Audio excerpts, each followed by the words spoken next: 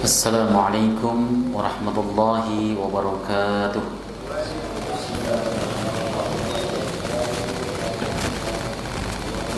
Innal hamdalillah nahmaduhu wa nasta'inuhu wa nastaghfiruh wa na'udzu billahi min shururi anfusina wa sayyiati a'malina. May yahdihillahu fala mudilla lahu wa may yudlil fala hadiya lahu. Asyhadu an la ilaha illallah wahdahu la syarika lahu wa asyhadu anna Muhammadan abduhu wa rasuluh. Allahumma fassalli wa sallim wa barik ala hadzal nabiyil karim nabiyina Muhammadin sallallahu alaihi wasallam wa ala alihi wa sahbihi wa man tabi'ahu ila yaumiddin. Amma ba'du fa ya ibadallah, usikum nafsi wa iyaya bi taqwallah wa ta'atihi la'allakum tuflihun. قال الله تعالى في كتابه العزيز وهو أصدق القائلين يا أيها الذين آمنوا اتقوا الله حق تقاته ولا تموتن إلا وأنتم مسلمون فإن أحسن الحديث كتاب الله وخير الهدي هدي محمد وشر الأمور محدثاتها وكل محدثات بدعة وكل بدعة ضلالة وكل ضلالة في النار.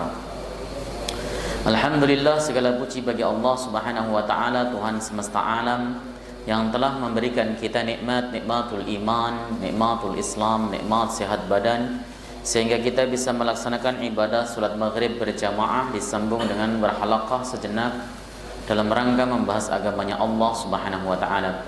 Salawat beserta salam mudah-mudahan terus tercurah ke pangkuan Rasulullah Muhammad sallallahu alaihi wasallam beserta seluruh keluarga beliau, sahabat, kerabat dan pengikutnya serta kita semuanya umat beliau, umat dakwah ijabah yang senantiasa istiqamah konsisten dalam menjalankan dan mengerjakan sunnahnya hingga akhir masa nanti.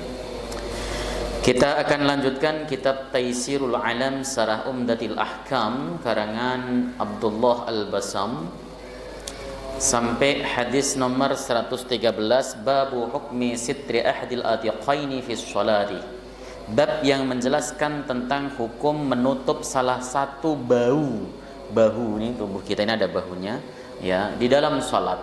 Apa hukumnya kita menutup bahu kita di dalam sholat? Ini akan dibahas dalam hadis nomor 113.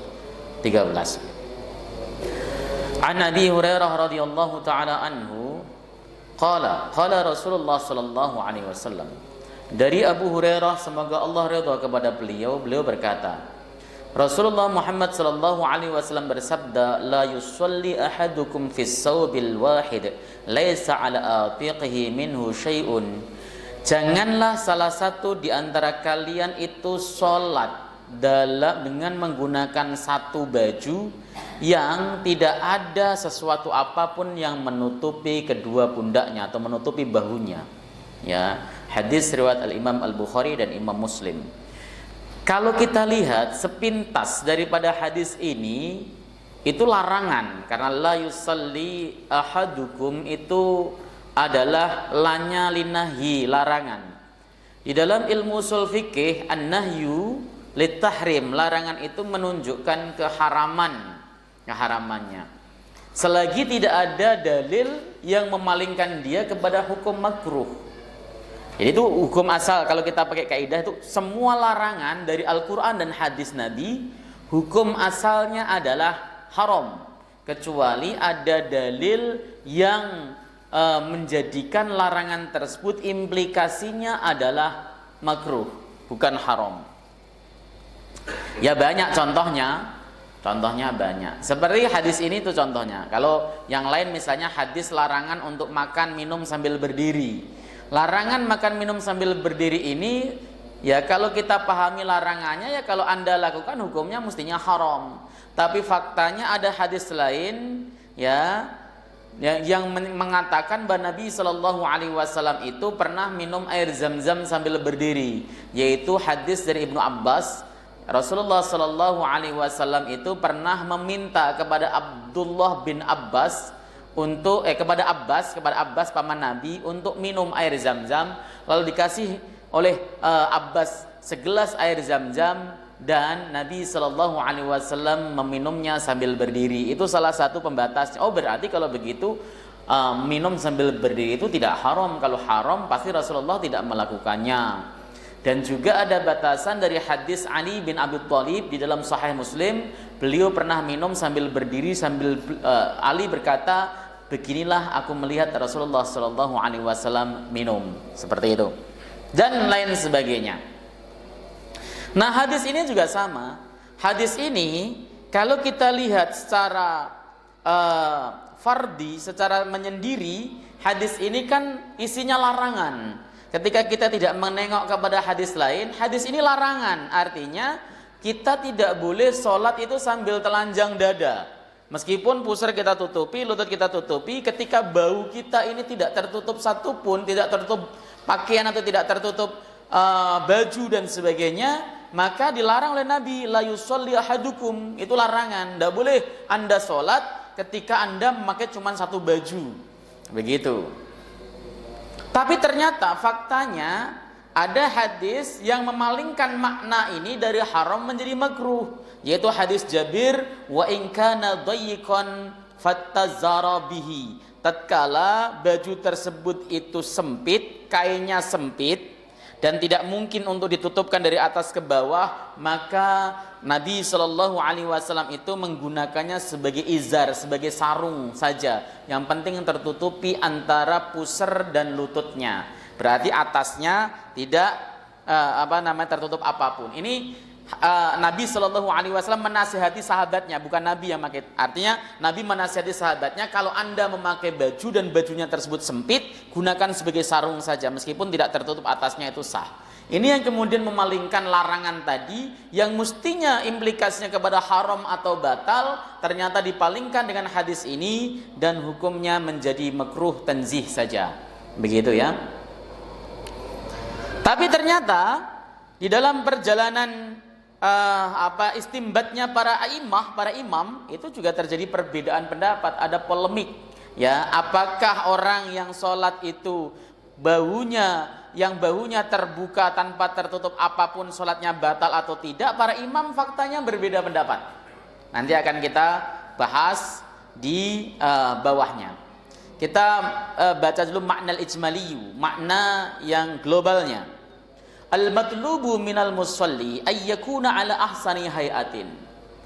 Yang diperintahkan dari orang yang sholat, kita kalau mau melaksanakan sholat itu hendaklah dengan kondisi yang paling baik, mulai dari sikap yang paling baik hingga baju yang paling baik. Ketika kita mau melaksanakan sholat, gunakanlah pakaian terbaik yang kita miliki. Faqad qala Allah Ta'ala, Allah berfirman, ya bani Adam khudhu zinatakum inda kulli masjidin. Wahai manusia, pakailah perhiasanmu pada saat kamu itu masuk masjid. Zinatakum itu diartikan para mufassir sebagai baju. Pakailah bajumu pada saat kalian semuanya masuk ke dalam masjid.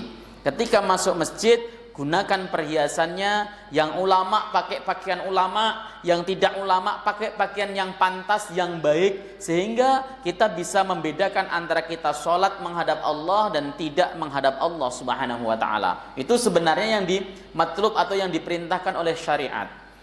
Makanya kita dapati imam-imam besar seperti Imam Asy-Syafi'i, ketika beliau pengen melaksanakan sholat jamaah, itu beliau menggunakan surban terbaiknya.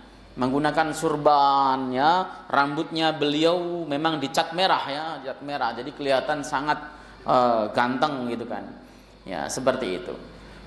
Saya memiliki teman, beliau itu kalau sholat selalu menggunakan baju kantor.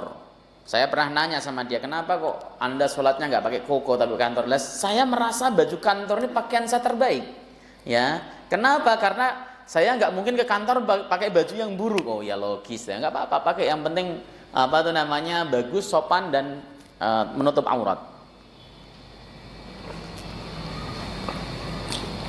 Jadi itu perintah syariat. Ayat ini khudzu zinatakum inda kulli masjidin, itu asalnya adalah ayat yang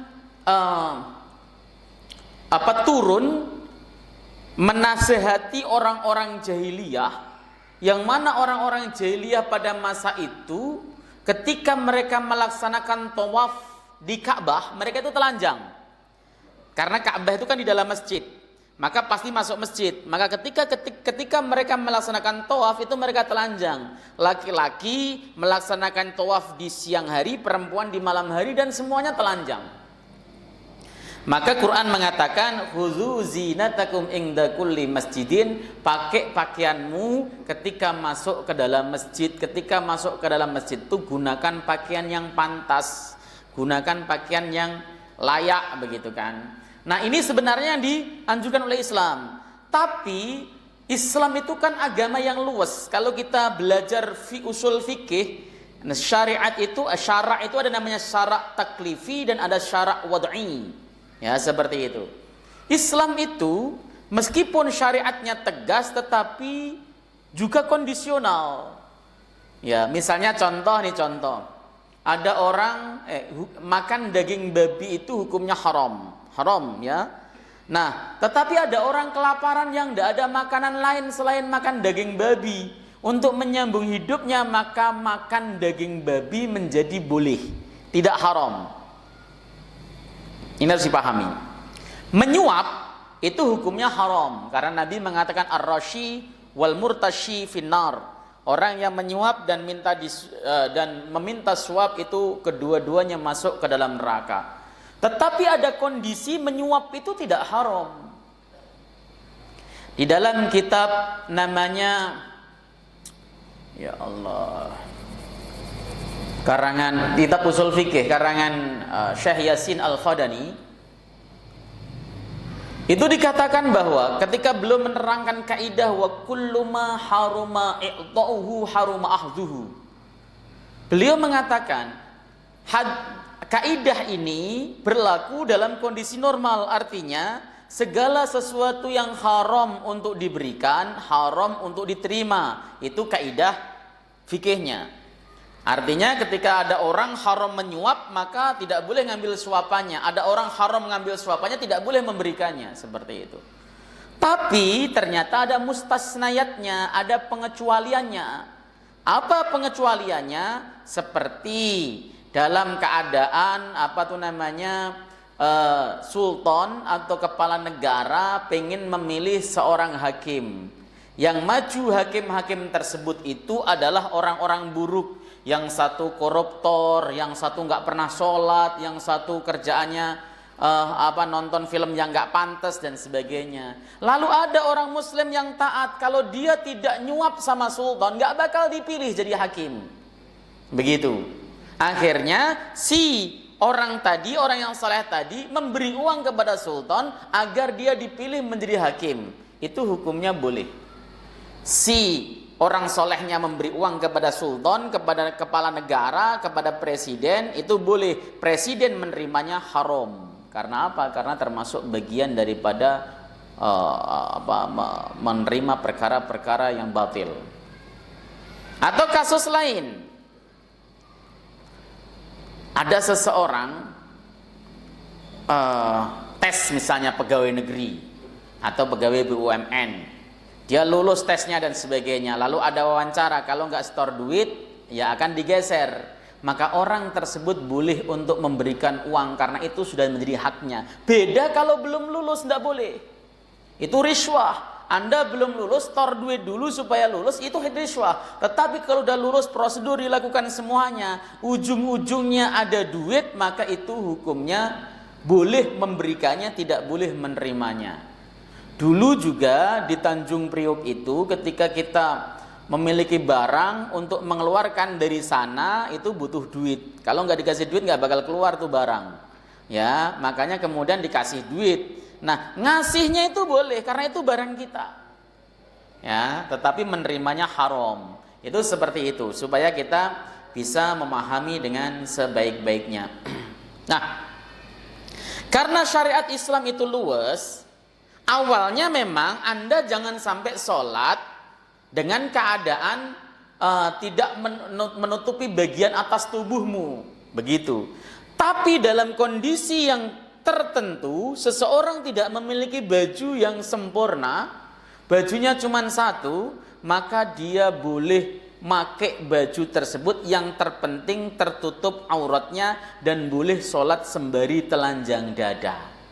Kalau ada, makanya kemudian para ulama menyimpulkan sunnah hukumnya menutup, wajib hukumnya menutup bau pada saat sholat, ya jika ada barang yang bisa digunakan untuk menutupnya. Kalau tidak ada ya tidak wajib. Seperti itu ya. Islam itu merupakan syariat yang sangat luas sekali. Walidha fa inna an-nabiyya sallallahu alaihi wasallam hathal musalliya alla yusalli wa atiqahu maksufani ma'a wujudi ma yasturuhuma au ahadahuma bihi wa naha 'anis salati fi hadzal hal wa huwa waqifun baina yadayi Allah yunaji. Oleh sebab itulah ya, karena kita itu dianjurkan melaksanakan sholat dalam keadaan sebaik-baiknya, menggunakan pakaian terbaik, dalam kondisi yang terbaik, dalam posisi terbaik. Ya, makanya kalau kita sholat itu kita berdirinya pun posisi berdiri terbaik. Jangan sampai berdiri kaki kita setengah berdiri setengah tidak. Pada saat sujud posisinya terbaik, pada saat rukuklah yang terbaik, begitu. Meskipun dalam perspektif fikih misalnya rukuknya sudah sah, tetapi laksanakan rukuk yang terbaik, gitu maksudnya. Ya, termasuk pakai pakaian yang terbaik.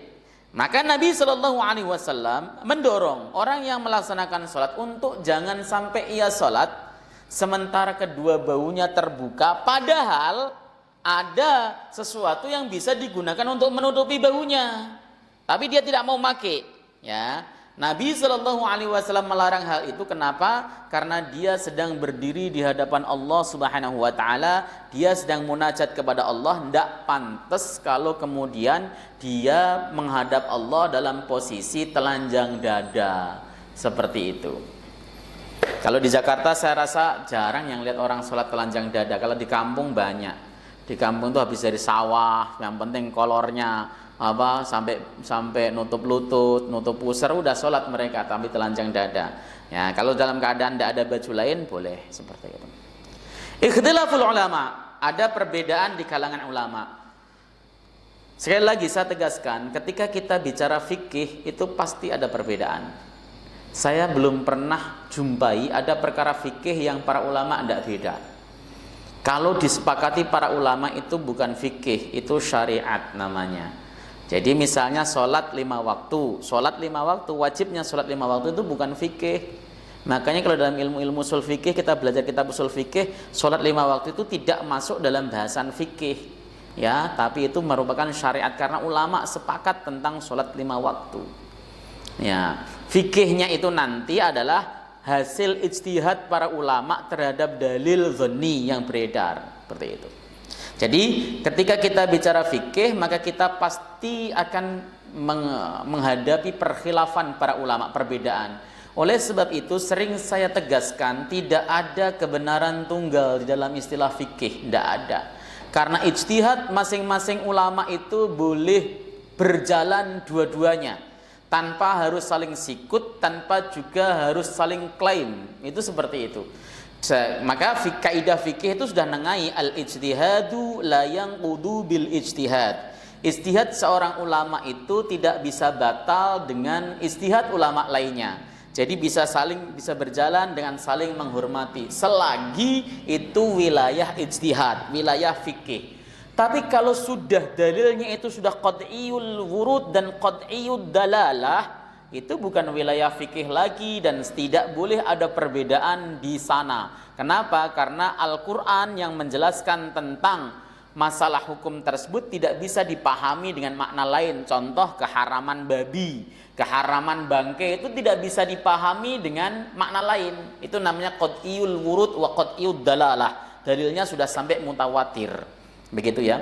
Tapi kalau fikih ya kita beda. Kadang kala ada orang yang kurang rajin ngaji ataupun ngajinya ngantuk-ngantuk itu suka ngomong gini, Ustadz tadi menjelaskan perbedaan Imam Syafi'i, Imam Malik, Imam Hanafi, Imam Ahmad. Lalu mana yang sebenarnya sesuai dengan Rasulullah? Nah, aku bingung kan. Ini empat-empatnya ini sesuai dengan dalil yang hadis Nabi Shallallahu Alaihi Wasallam. Mereka pakai dalil semuanya, pakai dalil. Ada yang istimbat kepada Nabi, ada yang langsung istimbat kepada Quran. Mereka pakai dalil, enggak asal-asalan. Ya, tapi tata cara memperlakukan dalil itu yang berbeda. Tata cara yang memperlakukan dalil itu yang berbeda, begitu loh. Ya, banyaklah saya ngaji di sini udah sering saya terangkan masalah itu supaya apa? Supaya kita itu legowan ketika ada perbedaan di kalangan ulama. Oh iya, ini ternyata khilaf to ulama itu. Gitu loh maksudnya. Jangan kemudian mengklaim berada pada satu-satunya yang benar. Kalau pendapat kita benar harus kita yakini. Apa yang kita kerjakan benar harus. Tapi tidak kemudian mengkangkangi kebenaran itu hanya milik kita, sementara yang lain itu sesat, mukhalifus sunnah, menyelisih sunnah, tidak sesuai dengan ajaran Nabi sallallahu alaihi wasallam, itu yang agak sedikit serius tuduhannya menurut saya. Zahabal Imam Ahmad fil masyhuri anhu. Imam Ahmad berpendapat di dalam pendapat yang masyhur dari beliau, ila wujubi sitri ahadil atiqaini fis salati. Ya, kepada wajibnya menutup salah satu bau di dalam salat. Ma'a wujudi sutrati ahdan bi dhahiri hadzal hadis alladhi ma'ana. Ya, pada saat ada penutup, ya. Artinya Imam Ahmad berpendapat wajib untuk menutupi salah satu bau orang yang sholat ketika didapati penutupnya, ada bajunya. Karena beliau mengambil zahir hadis yang kita bahas saat ini. Itu yang diambil, itu dasarnya Imam Ahmad. La yusalli ahadukum fi thawbil wahid, itu tadi. Janganlah Anda sholat dalam satu baju yang pundaknya atau baunya tidak tertutup sedikit pun. Itu yang dipakai dalil oleh Imam Ahmad. Itu istinbat Imam Ahmad. Wa ba'du ashabi khassa dzalika bil fardhi dunan nafilati.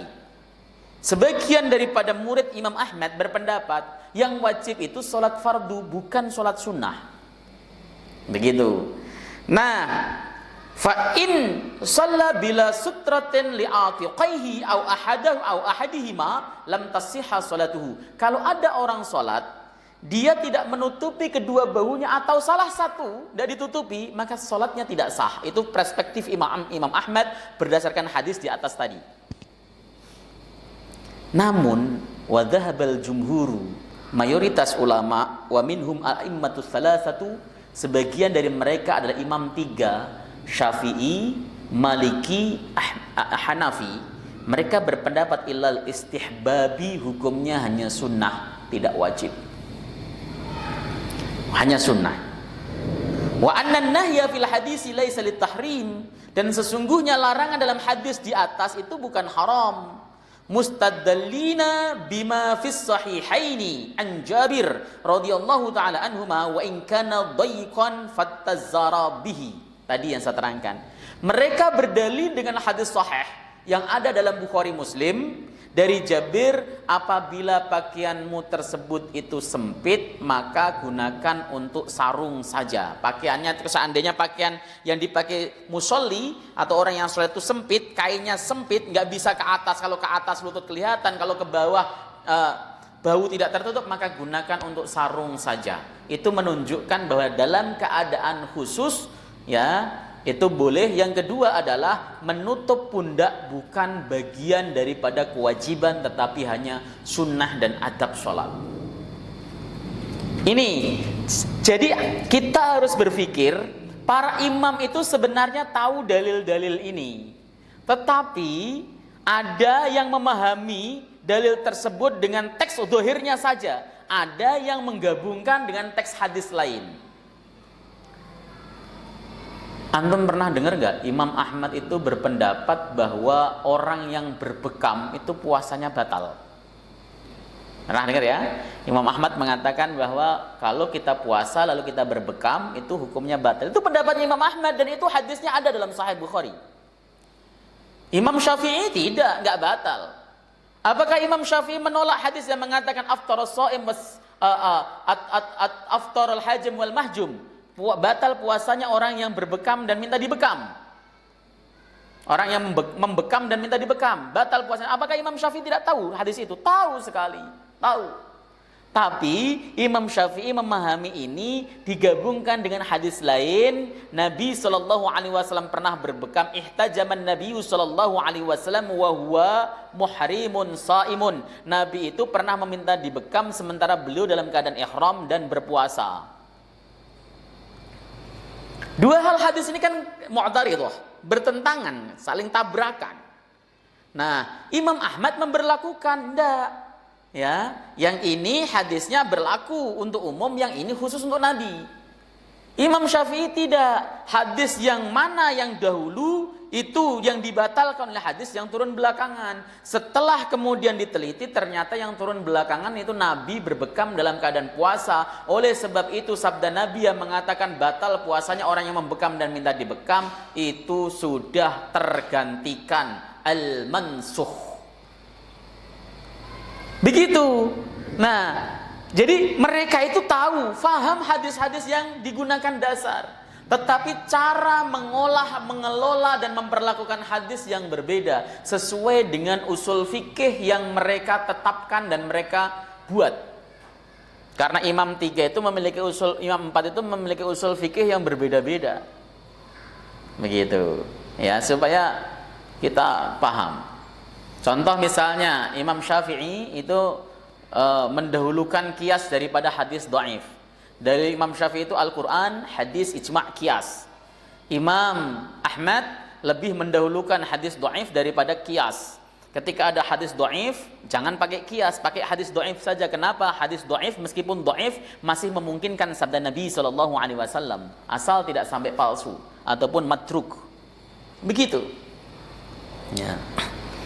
Jadi cara memahaminya berbeda, konklusi hukum fikihnya bisa berbeda. Imam Ahmad berpendapat batal kalau Anda ada penutupnya kok tiba-tiba Anda telanjang dada, sholat batal. Imam Syafi'i mengatakan sah sholatnya. Maka orang-orang yang sholat dengan sistem telanjang dada tadi, kayak orang kampung, ya memang karena madhabnya Syafi'i yang penting tertutup auratnya, itu sudah sah.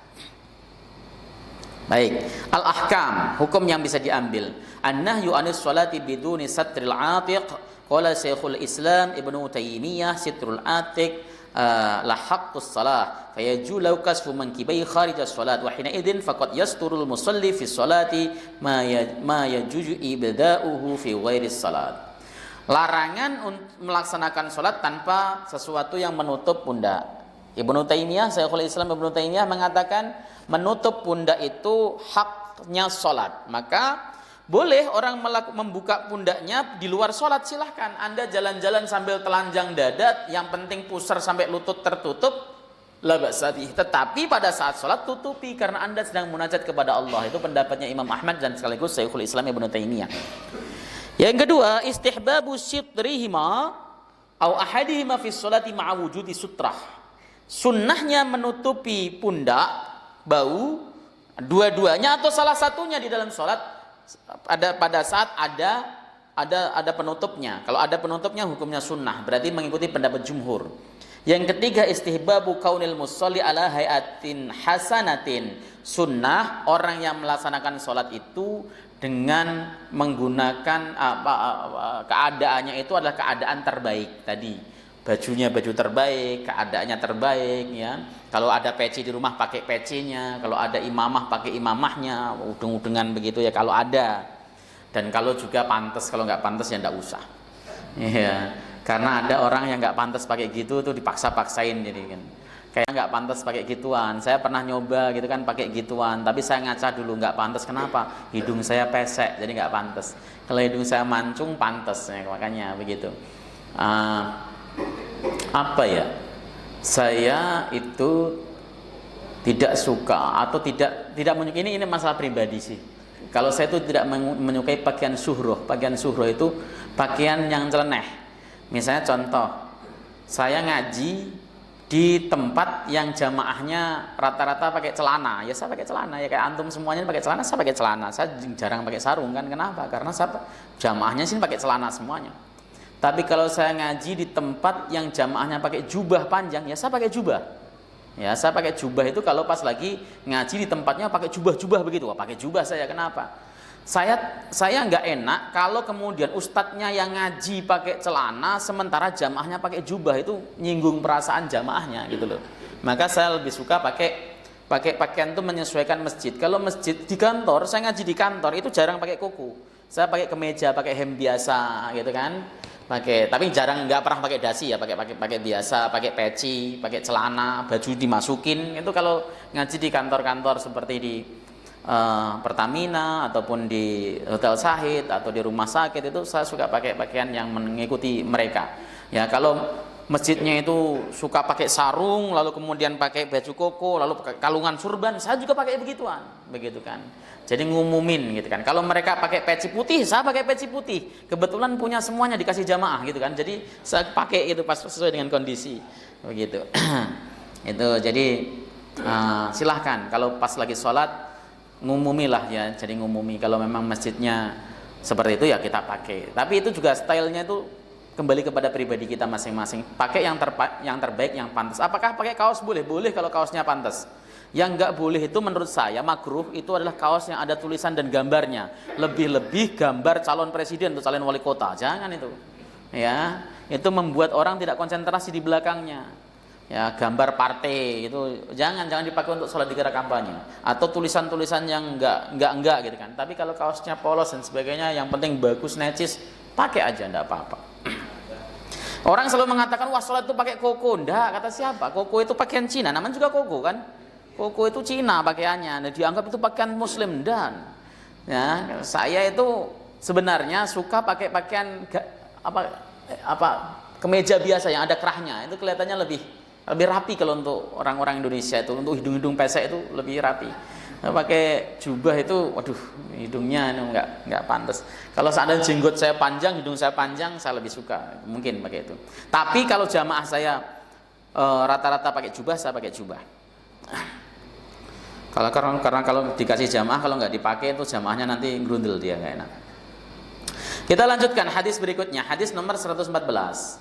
Ini masalah babu maja'a fi saum wal basal wa nahwi hima. Bab yang menjelaskan tentang saum, bawang merah, bawang putih, wal basal, bawang merah dan semisalnya. Ini untuk sholat ya. Ya, untuk sholat. Ini hadis yang berkaitan dengan masalah perbawangan lah maksudnya ini.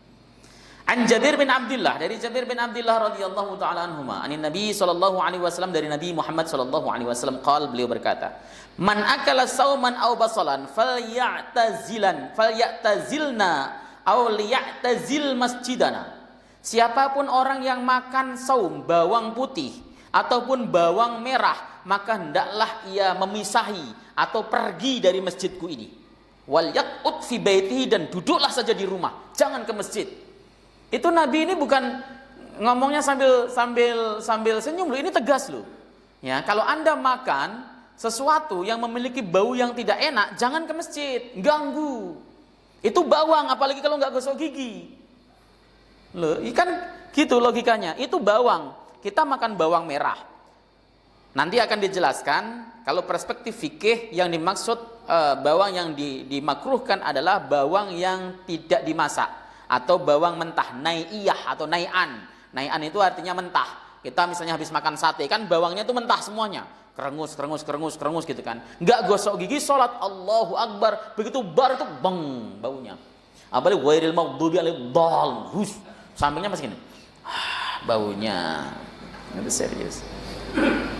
Dan itu bukan hanya masalah saum dan basal, yang disebutkan hadis memang saum dan basal. Bisa duren juga masuk, Pak. Karena ada orang yang ketika bau durian tuh muntah-muntah ada. Saya punya teman itu, ketika ada bau durian tuh langsung muntah-muntah ada dia. Dan banyak orang yang juga tidak suka bau durian. Mungkin baunya terlalu keras dan sebagainya. Maka setelah makan durian, cuci pakai sabun, kemudian gosok gigi yang rapi, lalu sholat. Itu. Yang lucu lagi, dia tidak makan bawang merah. Dia tidak makan bawang putih, tapi habis ngudut, habis ngerokok. Dan biasanya ini di masjid-masjid sono, di sini kelihatannya nggak ada yang ngudut ya. Biasanya mereka sambil nunggu iqamah, ada adzan iqamah sama gini. Setelah selesai adzan, baru kemudian rokoknya dimatikan, dia langsung sholat Allahu Akbar, rokok baunya. Rokok. Ya. Batal sholatnya enggak. Tapi diusir oleh Nabi Shallallahu Alaihi Wasallam dari masjidnya. Tidak boleh. Ya. Pokoknya segala sesuatu yang memiliki aroma tidak enak, jangan ke masjid. Makanya kalau kita lihat syariat Islam, Anda boleh buka di dalam kitab-kitab fikih, boleh kitab Kifatul Ahyar, boleh kitab Al-Bajuri, boleh, yang menjelaskan tentang masalah mandi sunnah. Semua mandi sunnah yang di syariat Islam itu pasti akan bersinggungan dengan jamaah banyak atau banyak orang. Contoh, ya kita dianjurkan mandi sunnah untuk melaksanakan sholat Jumat. Itu kenapa? Ya karena kita mau kumpul banyak orang. Kita mau kumpul banyak orang, maka mandilah yang baik, yang wangi. Ketika datang ke masjid wangi, sehingga kita tidak mengganggu kekhusyuan orang. Bayangkan kalau kita nggak mandi, pergi ke sholat Jumat, maaf ya, aroma keteknya luar biasa begitu. Allahu Akbar, samping kanan kirinya itu pasti mules itu. Ya, itu serius. Lagi mandi ketika kita mau melaksanakan tawaf, mandi pada saat wukuf di Arafah, mandi pada saat sholat hari raya, mandi pada saat sholat sholat Id atau sholat istisqa dan sebagainya. Jadi sunnah-sunnah mandi itu ketika kumpul banyak orang, ketika berinteraksi banyak orang. Kenapa? Kita itu jangan suka mengganggu orang lain. Mereka orang yang sholat bersama kita memiliki hak untuk khusyuk sholatnya. Ketika Allahu Akbar, dia punya hak untuk bisa meresapi ketika dia interaksi munajat kepada Allah. Jangan diganggu dengan aroma-aroma yang tidak enak. Kalau pakai minyak wangi sekalipun, sesuaikan minyak wanginya yang normal lah, yang enak gitu kan.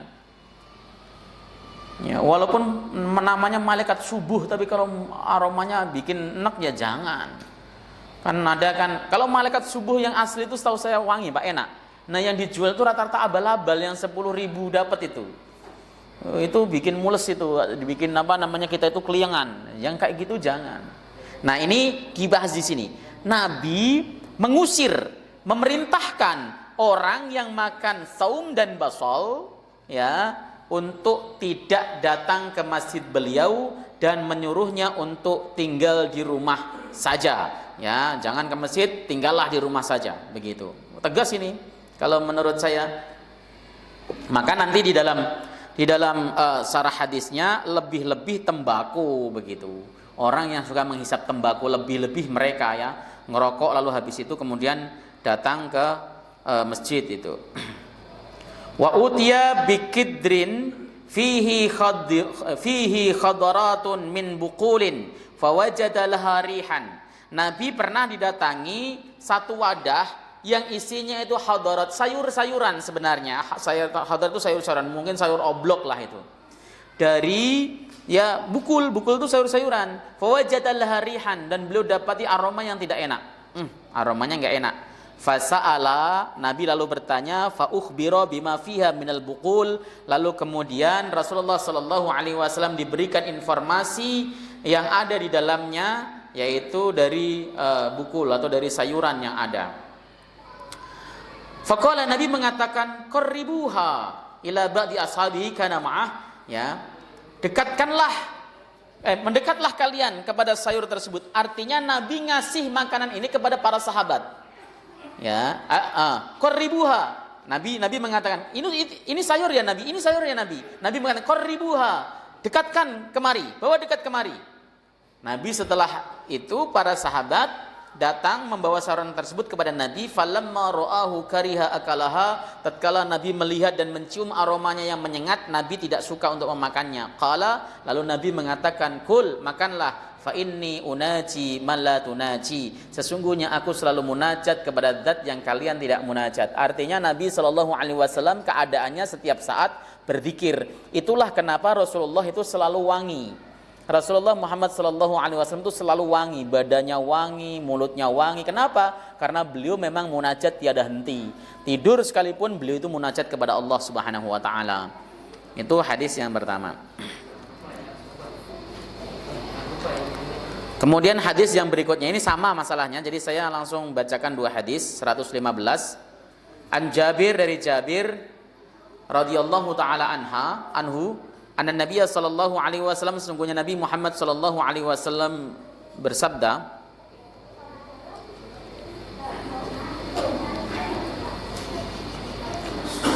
man akalal basal, siapapun yang makan bawang merah, awis sauma atau saum bawang putih, awil kuras atau al kuras, jenis bawang ya, mungkin bawang bombay atau bawang bakung lah namanya, bawang bakung itu. Ya. Fala yaqrabanna masjidana, janganlah ia dekati masjid kami. Artinya jangan ke masjid. Kalau Anda makan makanan itu jangan ke masjid. Fa innal malaikata tata'adza mimma yata'adza bihil insan. Karena sesungguhnya malaikat itu tersakiti dengan sesuatu hal yang orang lain juga tersakiti. Kalau kita mencium bau bawang yang menyengat gak suka, ya malaikat juga gak suka. Ini tidak boleh kita jadikan dasar. Loh, ada orang yang suka bawang Pak, bau bawang dia malah sedep, senang dan sebagainya. Pendapat 1-2 orang itu tidak bisa mengalahkan pendapat orang secara keseluruhan. Ghalibnya orang itu tidak menyukai bau-bauan yang tidak enak, menyengat. Ghalibnya orang itu tidak suka bau bawang yang mentah dan sebagainya, seperti itu. Nah, Rasulullah Shallallahu Alaihi Wasallam memerintahkan orang yang dia makan bawang merah maupun bawang putih mentah itu dilarang untuk dekat sholat, mendekat kepada sholat masjidnya Nabi Shallallahu Alaihi Wasallam.